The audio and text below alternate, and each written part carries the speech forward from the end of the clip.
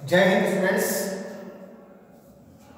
आज हम ले रहे हैं शॉर्ट कंपोजिशन का नेक्स्ट टॉपिक एडवर्टाइजमेंट।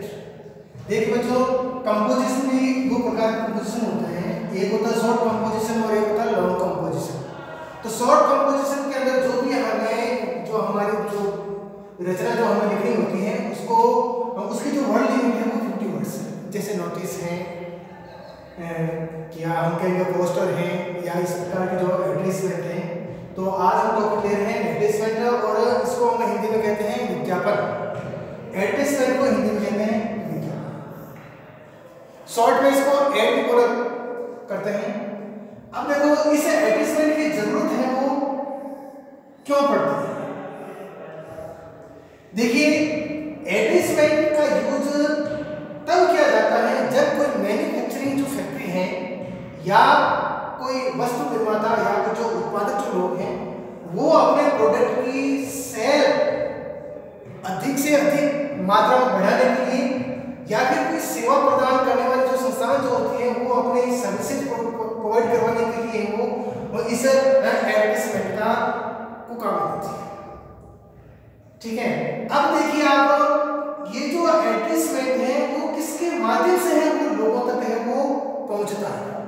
देखिए बच्चों, तो एडवर्टाइजमेंट है वो न्यूज़पेपर, मैगजीन्स, रेडियो, टेलीविजन और पोस्टर के थ्रू आम लोगों तक है वो पहुंचता है। आप देखते होंगे टेलीविजन के अंदर या रेडियो के अंदर बार बार कोई भी फिल्म चल रही होती है या और भी कोई प्रोग्राम चल रहा होता है, उसके बीच बीच में किसी प्रोडक्ट को लेकर के एडवर्टाइजमेंट आ जाता है। न्यूज़पेपर में आप देखते हैं, मैगजीन के अंदर भी देखते हैं। अब देखिए, अब ये जो एडवर्टाइजमेंट जो होता है उसको एक तो वर्ड लिमिट की जो ध्यान रखना है और साथ साथ हमें क्या करना है, ये एकदम क्लियर होना चाहिए, स्पष्ट और अंडरस्टैंडेबल होना चाहिए। यानी हर किसी को है वो एकदम है वो समझ में आ जाए। साथ साथ में इसके अंदर है वो एक अट्रैक्टिव भी होना चाहिए। इसकी कुछ विशेषताएं जो होती हैं वो हमें ध्यान में रखनी होती हैं। उसके बाद जो हम नेक्स्ट लेते हैं टाइप्स ऑफ एडवर्टाइजमेंट। एडवर्टाइजमेंट के प्रकार देखिए, एडवर्टाइजमेंट को है वो दो भागों में डिवाइड किया गया है। एक तो है क्लासिफाइड, पहला जो है वो है क्लासिफाइड एडवर्टाइजमेंट और दूसरा है वो है डिस्प्ले। देखिए क्लासिफाइड जो एडवर्टाइजमेंट होता है इसको हमें हिंदी के अंदर है वो वर्गीकृत विज्ञापन भी कहते हैं, क्योंकि इस प्रकार का जो विज्ञापन होता है वो किसी न्यूज़पेपर या मैगजीन के अंदर है वो एक वर्ग के अंदर दिया हुआ होता है। एक क्लास न्यूज़पेपर के अंदर एक क्लासिफाइड का कॉलम दिया हुआ होता है और उसके अंदर है इस प्रकार के वो वर्गीकृत जो विज्ञापन है वो हमें छपे हुए मिलते हैं। अब हम यह देखते हैं आगे कि इसकी विषय वस्तु कौन कौन सी होती हैं। जो वर्गीकृत जो विज्ञापन होते हैं कौन कौन सी विषय वस्तु के ऊपर ये लिखे जाते हैं, इसकी विषय वस्तु। जो क्लासिफाइड एडवर्टाइजमेंट जो होते हैं इनकी जो विषय वस्तु होती हैं वो देखिए, जो पहला जो है वो है मैट्रिमोनियल्स। समझिए आप, मैट्रिमोनियल्स का मतलब होता है वैवाहिक। आप देखते होंगे अखबार के अंदर, हिंदी वाले अखबार में आप देखते होंगे वो सेम ही है, जिसके ऊपर लिखा हुआ होता है वैवाहिक वर्गीकरण। और उसमें आपने कभी देखा होगा, ध्यान से अगर पढ़ा है तो ऊपर लिखा हुआ होता है वधु चाहिए या वर चाहिए, तो वही सेम ही है। मैट्रिमोनियल्स का मतलब होता है वैवाहिक विज्ञापन और इस वैवाहिक विज्ञापन के अंदर है वो दो प्रकार के विज्ञापन लिखे जाते हैं। एक तो विज्ञापन लिखा जाता है जिसकी हेडिंग होती है ब्राइडग्रूम वांटेड यानी दुल्हन चाहिए या वधु चाहिए, और एक जो होता है उसमें दिया हुआ होता है वांटेड ब्राइड यानी दुल्हन चाहिए। दूसरा देखिए, उसके आगे जो क्लासिफाइड एडवर्टाइजमेंट के अंदर आता है एजुकेशन। एजुकेशन को लेकर के भी है, इससे संबंधित भी है बहुत सारे एडवर्टाइजमेंट हमें देखने को मिलते हैं। बहुत सारी ऐसे जो है वो इंस्टीट्यूट या कोचिंग संस्थान जो होते हैं वो अपने इंस्टीट्यूट को आगे बढ़ाने के लिए अपने इंस्टीट्यूट की जो है वो विशेषताएं हैं वो बताते हैं और लोग स्टूडेंट्स को ज़्यादा से ज़्यादा है वो अटेंशन कराने की कोशिश करते हैं। नेक्स्ट देखिए लॉस्ट एंड फाउंड। कोई वस्तु हमारी खो गई है या किसी की खोई हुई वस्तु हमें मिली हुई है तो उसको हम इस हेडिंग के अंदर है वो लिखते हैं।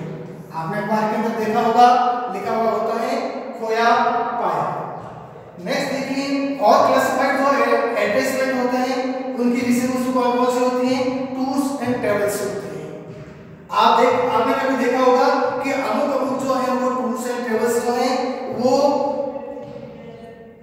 इतने जो है वो लोगों को है वो यात्रा करवाने के लिए ले जा रही है या अमुक स्थान पर है वो भ्रमण करने के लिए ले जा रहे हैं। तो इस प्रकार से टूर्स एंड जो ट्रेवल्स जो एजेंसी होती हैं वो भी ये अपना विज्ञापन है वो इस क्लासिफाइड एडवर्टाइजमेंट के अंदर वो पब्लिश करवाते हैं। नेक्स्ट जो देखिए शेयर एंड परचेज। इस प्रकार का जो एडवर्टाइजमेंट है वो भी हमें देखने को मिलता है शेयर एंड परचेज। अगर हमें कोई वस्तु बेचनी है या हमें कोई वस्तु खरीदनी है, कुछ भी हो सकता है, कोई घर मकान हो सकता है, प्रॉपर्टी हो सकती है, कोई वाइटल्स हो सकते हैं, उनको अगर बेचना है या फिर खरीदना है तो भी हमें वो क्लासिफाइड जो एडवर्टाइजमेंट के थ्रू हमें वो ये एडवर्टाइजमेंट देखते हैं। नेक्स्ट है जॉब वैकेंसीज। जॉब वैकेंसीज के अंदर भी है वो क्लासिफाइड एडवर्टाइजमेंट के अंदर जॉब वैकेंसीज के भी हैं वो एडवर्टाइजमेंट लिखे जाते हैं। जॉब वैकेंसीज के भी दो प्रकार के एडवर्टाइजमेंट लिखे जाते हैं। एक तो होता है आपकी सिचुएशन वैकेंट और एक होता है सिचुएशन वांटेड। यानी दोनों तरीके से एक तो वह जो कोई जॉब प्रदान करने वाले संस्थान है वो भी इसी प्रकार के एडवर्टाइजमेंट का सहारा लेते हैं और वे लोग जिनको जॉब चाहिए। नेक्स्ट देखिए टू लेट का मतलब होता है अगर हमें कोई हमारा मकान घर या कोई शोरूम या कोई दुकान किराए पे देनी है तो टू लेट की हेडिंग में हम वो क्लासिफाइड एडवर्टाइजमेंट लिखते हैं। अकोमोडेशन का मतलब होता है इसका मतलब ये होता है आवास या निवास जगह रहने की जो जगह होती है। चेंज ऑफ नेम कई बार हम देखते हैं कि जो लोग होते हैं वो क्या करते हैं कि अपना जो पुराना नाम है उस नाम को बदल देते हैं और कहते हैं कि आगे से मुझे वो इसी नाम से जाना जाए।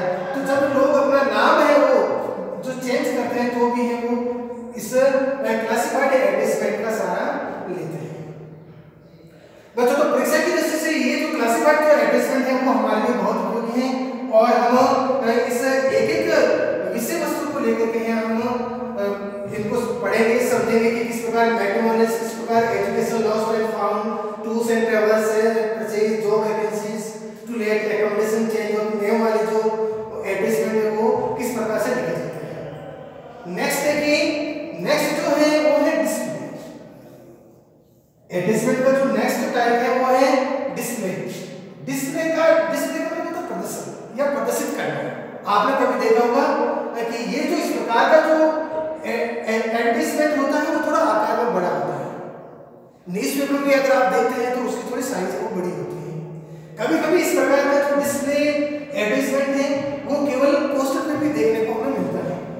लोग क्या करते हैं या जो मैन्युफैक्चरिंग जो फैक्ट्रीज जो है वो क्या करते हैं कि अपने प्रोडक्ट को बढ़ाने के लिए वो इस प्रकार की डिस्प्ले एडवर्टाइजमेंट का सहारा लेते हैं और डिस्प्ले एडवर्टाइजमेंट का जब सहारा लेते हैं तब इसके अंदर ये चीज बहुत मायने रखते हैं। इसके अंदर है वो विजुअल जो इनपुट है उसका यूज किया जाता है। मान लेते हैं कि एक कंपनी है हीरो होंडा की कंपनी है जो कि अपने वो मोटरसाइकिल्स का प्रोडक्शन करती है और अपने प्रोडक्शन को अधिक मात्रा में बढ़ाने के लिए अगर उसको डिस्प्ले एडवर्टाइजमेंट का सहारा लेना है तो वो क्या करेंगे सबसे पहले तो है वो अपने विजुअल इनपुट को दर्शाएंगे। यानी मोटरसाइकिल का है वो उसके ऊपर है वो चित्र बनेंगे कौन-कौन सी किस डिजाइन के अंदर है उसने इस प्रकार का प्रोडक्शन किया है और उसके साथ-साथ में उसके क्या लिखेंगे उसके जितने भी जो फीचर्स हैं वो सारे के सारे साथ में लिख करके फिर एक बहुत अट्रैक्टिव में डिस्प्ले जो एडवर्टाइजमेंट है उसको है वो पब्लिश करते हैं। अब देखिए बात आती है कि ये जो डिस्प्ले जो एडवर्टाइजमेंट होता है ये या तो ये स्थान विशेष में जहाँ पर लोगों को बहुत ज्यादा आना जाना होता है और हर किसी की नजर उस जगह पर पड़ती है, तो उस दीवार पर या पिलर के करीब वो क्या करते हैं, किसी स्थान विशेष पे लगा देते हैं। या फिर कभी कभी इस प्रकार के होर्डिंग वगैरह बना करके, साइन बोर्ड बना करके उसके ऊपर वो चस्पा कर देते हैं।